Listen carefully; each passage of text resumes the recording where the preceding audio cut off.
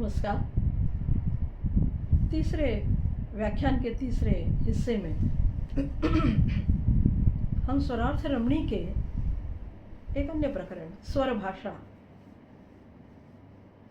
क्या है स्वर भाषा, उस बारे में थोड़ा सा विचार करेंगे। माध्यम, संवाद, ये सब शब्द भाषा के लिए ज़्यादातर प्रयोग में आते हैं और वो भाषा की उपयोगिता और भाषा की प्रतिष्ठा, इन दोनों के महत्व को अंकित करते हैं। इस बात पर आदरणीय किशोरी जी ने एक बहुत अच्छी टिप्पणी की है अपनी पुस्तक में।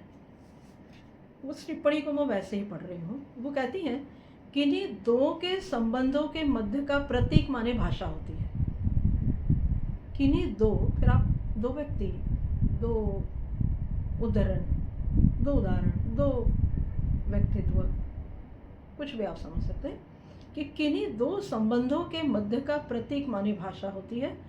भाषा से संवाद प्रस्थापित होता है, पर यह संवाद कभी स्वगत, मौन, स्वयं से होता है, कभी वाच्य मतलब बोलकर होता है, और कभी ये संवाद जिस भाषा में होता है उसको हम माध्यम कहते हैं। अब माध्यम का शाब्दिक अर्थ यदि आप देखें तो उसका अर्थ होता है मध्य। माध्यम का अर्थ मध्य। अब मध्य को उन्होंने कहा है कि उसकी विशेषता यह है कि उसमें आरंभ भी है और अंत भी है। कोई भी मध्य तब तक पूर्ण नहीं होता जब तक उसका आरंभ भी ना मिले हमको और उसका अंत भी ना। इन दोनों की प्राप्ति जब होती है तब जाके मध्य की स्थिति जो होती है वो हमारे समक्ष आती है, ये वो कह रही है। और जब तक वो मध्य पूर्ण नहीं हो सकता जब तक उसमें स्थिरता ना आती हो, उसको उन्होंने पूर्णता कहा है। कि मध्य की पूर्णता कब होती है? जब उसको आरंभ भी हो और जब उसको अंत हो। उसका आरंभ भी हमको मालूम पड़े, उसका अंत भी हमको मालूम पड़े, और फिर उसमें जब मध्य होता है तब उस मध्य को पूर्णता आती है। केवल मध्य कभी पूर्ण नहीं होता। और उसका अर्थ ये होता है स्थिरता, स्थैर्य जिसको आप कहते हैं, स्थिरता, ये उसका मुख्य अर्थ है। पूर्णता की यात्रा जो होती है, मतलब वो स्थिरता की यात्रा जो होती है। अब यहाँ पर आप उस स्थिरता को स्वर से संबंधित कर सकते हैं कि पूर्णता की यात्रा हमेशा पूर्ण से अपूर्ण और अपूर्ण से पुनः पूर्ण, इस तरह चलती है। ये थोड़ा सा तात्विक विवेचन है, पर चूंकि वो स्वयं बहुत अच्छी तत्वशास्त्र को भी जानने वाली दार्शनिक है, तो इसलिए हमको ये समझना उनकी भाषा में ज़रूरी है। वो ये कह रही हैं कि जब तक पूर्ण से अपूर्ण की ओर, या अपूर्ण से पूर्ण की ओर, और पूर्ण के से पुनः अपूर्ण की ओर, या इसके बिल्कुल उल्टा कि अपूर्णता से पूर्णता की ओर, पूर्णता से अपूर्णता की ओर, और फिर पूर्ण, ये जब तक नहीं होता तब तक स्थैर्य, स्थिरता नहीं आती। और ये पूर्ण अपूर्ण की यात्रा जो है, इसका निरंतर चलते रहना ज़रूरी है। और इसके लिए उन्होंने इस पूरी प्रकृति का उदाहरण दिया है। वो कहते हैं कि प्रकृति में ये बार बार होता है, कभी अपूर्णता आती है, कभी पूर्णता आती है, फिर अपूर्ण हो जाती है, फिर मिला जुला कुछ तो भी कार्यक्रम वहाँ हो जाता है, पर ऐसे ही प्रकृति चलती है। और प्रकृति की यही विविधता या पूर्ण अपूर्णता का खेल जो प्रकृति में चलता है, उसी से उसका सौंदर्य घटता बढ़ता रहता है और वो निरंतर चलता है। यही बात कला में होनी चाहिए, ऐसा उनका मानना है। वो कह रही है कि कला में भी जड़ से चेतन और चेतन से पुनः जड़, या फिर मूर्त से अमूर्त और अमूर्त से पुनः मूर्त में आना, और वो पूरी यात्रा या वो पूरी प्रक्रिया एक वृत्ताकार मार्ग में तय करना, और वो भी विभिन्न विभिन्न माध्यमों से, तब जाके आपकी राग की यात्रा पूर्ण होती है। मतलब वो यात्रा निरंतर रहनी चाहिए। मतलब किसी राग को यदि आपको प्रस्तुत करना है, किसी राग का अभ्यास यदि आपको करना है, किसी राग को आप जानना चाहते हैं, किसी राग के अंतरंग में आप झांकना चाहते हैं, किसी राग के मूल को आप ढूंढना चाहते हैं, उसको खोजना आप चाहते हैं, तो आपको इस वृत्ताकार मार्ग पूर्ण अपूर्ण पूर्ण पूर्ण अपूर्ण पूर्ण ऐसे इस मार्ग को आपको बार बार निरंतर तय करते रहना पड़ेगा। तब जाके कहीं आप स्वर को या राग को अपने सामने खड़ा हुआ पा सकते हैं। अब उसके लिए माध्यम क्या है, उन्होंने कहा अलग अलग माध्यम है ना। स्वर का माध्यम है, भाषा का माध्यम है, साहित्य अक्षरों का माध्यम है, संगति का माध्यम है, ये सब उसके अलग अलग माध्यम है। ये सब राग के सौंदर्य को, राग के मूल रूप को प्रकट करने के लिए वृत्ताकार मार्ग के यात्री बनकर मार्ग क्रमण तय करते रहते हैं, ये वो कहना चाह रही है। अब उसी में उन्होंने कहा है कि उसको वो स्वर भाषा कह रही हैं, कि इस स्वर भाषा के ये राग की जो भाषा है स्वरों की, इसके उन्होंने कहा ये वृत्ताकार 2 मार्ग हैं, ये माध्यम 2 हैं। तो वो कौन से हैं? 2, एक कंठ और दूसरा है वाद्य। ये 2 उन्होंने माध्यम कहे, ये 2 उन्होंने मार्ग कहे। श्रोता किस तरह से प्रभावित हो, इस बात को ध्यान में रखकर यदि गायक वादक अपनी तैयारी और अपनी कला प्रदर्शित करते हैं तो वो वाहवाही लूटते हैं। यदि श्रोता किस तरह प्रभावित हो रहे हैं, इस बात को ध्यान में रखते हुए जब गायक वादक अपनी तैयारी प्रदर्शित करते हैं, या ये तैयारी वो श्रोताओं को ध्यान में रखकर ही करते हैं, ऐसा भी आप उसको कह सकते हैं। वाहवाही व प्रशंसा लूटने हेतु या वाहवाही या प्रशंसा को प्राप्त करने के लिए गायक वादक वो सब कुछ करते हैं जो श्रोता को अवाक रहने पर मजबूर कर देगा। ये बहुत आज की भाषा बोली है उन्होंने, आदरणीय किशोरी जी ने। ये वर्तमान में जो कुछ हो रहा है उसको उन्होंने यहाँ पर बिल्कुल खरे खरे अंदाज में प्रस्तुत कर दिया है। वो कह रही हैं कि आजकल का गायक वादक या कोई भी कलाकार वाहवाही और प्रशंसा लूटने के लिए क्या करते हैं कि वो श्रोता को ऐसी क्रिया करते हैं वो राग में या अपनी कला में कि उससे श्रोता अवाक रह जाए। श्रोता देखते रहें कि ये क्या हो गया, ये क्या हो रहा है, ये कितना चमत्कार पूर्ण है। ये दिखाने की एक होड़ सी हमारे यहाँ आजकल शुरू हो गई, ये वो कह रही है।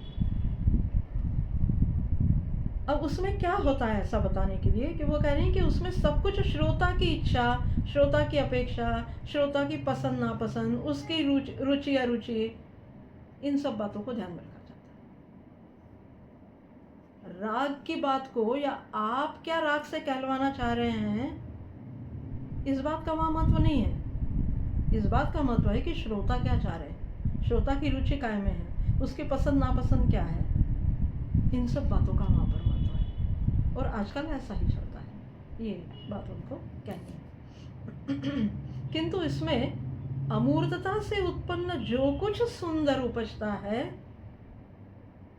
और उसका जो कुछ अनुभव होता है, उसकी बात पूरी तरह से पीछे हो जाती है और दूर हो जाती है।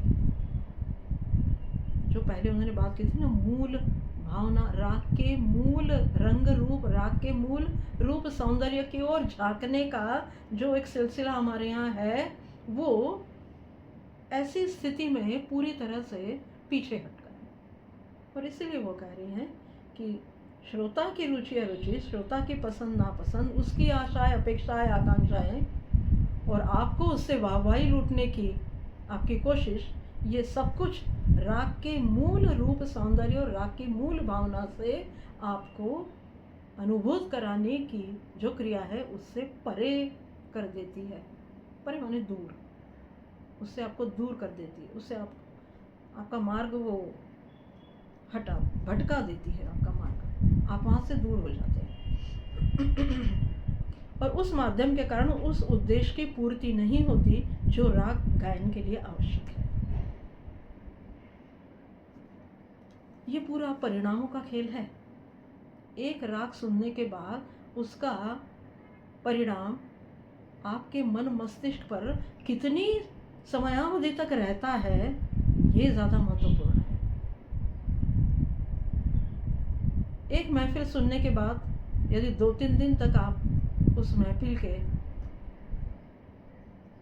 महफिल की धुंध में आप रहते हैं, तो वो उचित राग गायन है, ये वो कहना चाह रहे हैं। और यदि आप तुरंत विस्मृत कर जाते हैं उस चीज़ को, एक थोड़ी देर बाद आप यदि उस महफिल से आप बाहर निकलने के बाद उसको विस्मृत कर देते हैं, तो ये राग का प्रभाव नहीं है। राग का प्रभाव ऐसा ही होना चाहिए जिसे आप लंबी समयावधि तक महसूस कर सकें। और उसके लिए वही ज़रूरी है कि रूप सौंदर्य के मूल की ओर लौटना, ये ज़रूरी है। और परिणाम ये होता है कि आप राग का अंतिम ध्येय जानने का प्रयत्न ही छोड़ देते हैं, और इसी का परिणाम होता है कि आप एक समय में बहुत से राग सीखते हैं। यही वो कहना चाह रहे हैं। किसी एक राग को लंबे समय तक गाते रहना और उस अंतिम ध्येय तक पहुंचने की कोशिश करना, ये सब रास्ता दूर हो जाता है। और कौन सा रास्ता मिल जाता है हमको कि एक समय में हम बहुत से रागों को सुनने की, बहुत से रागों को सीखने की कोशिश में लग जाते हैं, और उसके मूल उद्देश्य से, मतलब प्रभावोत्पादकता और उसकी क्षमता, इससे हम दूर हो जाते हैं। और इन सब से जो प्रभावित होता है वो क्या है, उसकी भी वो बात कर रहे हैं कि पूर्ण और अपूर्णता का ये खेल और श्रोताओं से वाहवाही लेने का ये जो खेल चलता है, इससे कला का मार्ग भटकता है। और वो मार्ग भटकने के बाद क्या होता है कि मन, बुद्धि, भाव, भाषा, संवाद, सौंदर्य, विचार, कृति, प्रयास, लक्ष्य, साध्य, साधन, मार्ग, मध्यस्थ, माध्यम, सत्य और अंत में आनंद, इतनी लंबी स्वर की यात्रा को आप विराम कर देते हैं। और स्वर की यात्रा को यदि आप विराम दें, तो फिर आप राग की यात्रा पर कैसे निकल सकते हैं? साधन ही नहीं है आपके पास। तो इन सबको साथ में लेकर जब आप राग के पूर्णत्व की बात सोचेंगे, तब जाकर कहीं वो स्वर यात्रा आपकी पूर्ण हो सकती है। तो उसको वो स्वर भाषा के अंतर्गत मानती है कि स्वर वही भाषा बोलता है जो इन सब मार्गों से तय होकर आते हैं, उनसे ही स्वर संवाद करता है। यदि इन मार्गों को तय करके आप नहीं आते, तो स्वर आपसे संवाद करने में उसको बाधा उपस्थित होती है वहाँ पर। इसलिए ये यात्रा बहुत ज़रूरी है। स्वर भाषा के लिए स्वर यात्रा भी बहुत ज़रूरी है, और वो लंबी है, उसमें पूर्णता है, उसमें अपूर्णता है, फिर उसको पूर्ण करना है, उसमें जड़ता है, उसको चेतन करना है, उसमें अमूर्तता है, उसको मूर्त रूप में लाना है। इन सब को एकत्रित कर जब आप उस यात्रा पे निकलेंगे, तब जाके कहीं स्वर आपका भाषा में बात करना आरंभ करेगा, तब तक नहीं। ये वो कहना चाह रहे हैं। एक और उन्होंने वहाँ पर थोड़ा सा हमारी मानसिक प्रवृत्ति से जोड़कर उसको देखा है। वो कहती है कि स्वरों का बुद्धि से ज़्यादा आपके मन से संबंध है। स्वरों से आनंद या समाधान देने वाला सुख मानसिक होता है, और मानसिक संतुष्टि को ही हम आनंद कहते हैं। और यह आनंद ही सौंदर्य का उच्चतम स्वरूप है।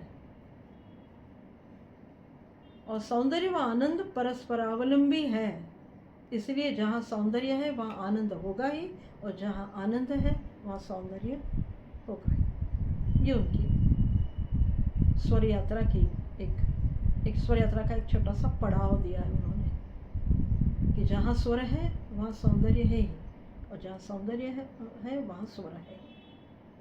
इन दोनों को आप, ये परस्परावलंबी है। पराजीवी जिसको या परजीवी जिसको आप कहते हैं ना, परजीवी बेला जिसको आप कहते हैं, परजीवी लता जिसको आप कहते हैं, कि वो एक दूसरे के बगैर ना चल सकती है और ना वो आनंद दे सकती है। है। इसलिए इन दोनों का साथ में रहना बहुत ज़रूरी है, तभी राग की लता ऊपर चढ़ सकती है। वरना राग की लता को, राग की बेल को नीचे खींचने के लिए स्वर सौंदर्य का असंतुलन बहुत बड़ी बाधा आपके सामने उपस्थित कर सकता है। अब उन्होंने स्वर की पहचान कैसे करना ये बताया। वो कहते स्वर की पहचान सहज है, पर स्वर कैसा है ये जानना बहुत कठिन है। फिर पढ़ रहे हैं उसको, स्वर की पहचान सहज है। ये सा है, ये रे है, ये ग है, ये म, बहुत सरल है, सहज है, कोई भी समझ सकता है। पर स्वर कैसा है ये जानना बहुत कठिन है। श्रवण से आपको स्वर सुनाई आएगा, क्योंकि स्वर सुनने की चीज़ है, इसलिए श्रवण से स्वर तो आपको ज़रूर सुनाई आएगा। पर स्वर का अस्तित्व और स्वर का अंतरंग क्या है, इसको जानने के लिए आपको स्वर की अनुभूति करना पड़ेगी, तब जाके आप स्वर कैसा है ये बता सकते हैं। स्वर को जानना बहुत कठिन नहीं है, पर स्वर कैसा है, काला है, गोरा है, नीला है, पीला है, ये नहीं। स्वर का अंतरंग कैसा है और स्वर आपसे क्या कहना चाहता है, ये यदि आपको जानना है, ये बहुत कठिन है। और उसके लिए ये ज़रूरी है कि उसकी अनुभूति आपको होती रहे। आगे वो ये भी कह दें कि प्रत्येक स्वर में सुख का एहसास कराने की भरपूर क्षमता है। हम करते हैं, क्रिया में हम ये लोग करते हैं। बहुत सुंदर टीप का षड्ज लग गया तो हम वाह वाही करते हैं। बहुत सुंदर पंचम लग गया, हम वाह वाही कर देते हैं। बिल्कुल सामान्य बात है, और ये क्रिया में हो, संगीत की क्रिया में ये सब चीज़ें होती है। तो वो सुख तो देता है। स्वर का स्वतंत्र रूप से सुख का एहसास करवाने में स्वर सक्षम है। एक एक स्वर को आप मिनटों लगाते रहे ना, तो भी आपको सुनने में अच्छा ही लगेगा। वो बहुत देर तक आपने मध्य सप्तक का षड्ज लगा के रखा है, तानपुरे लगा के रखे हैं, कुछ नहीं आगे चल रहा, बस केवल तानपुरे चल रहे, तो भी आपको वो सुख कारक लगेगा। ये बिल्कुल सहज है हमारे यहाँ। पर कोई स्वर समूह आपको सुख की संवेदना कराएगा, इसमें संदेह है। ये वो कह रही है, मतलब एक स्वर रचना।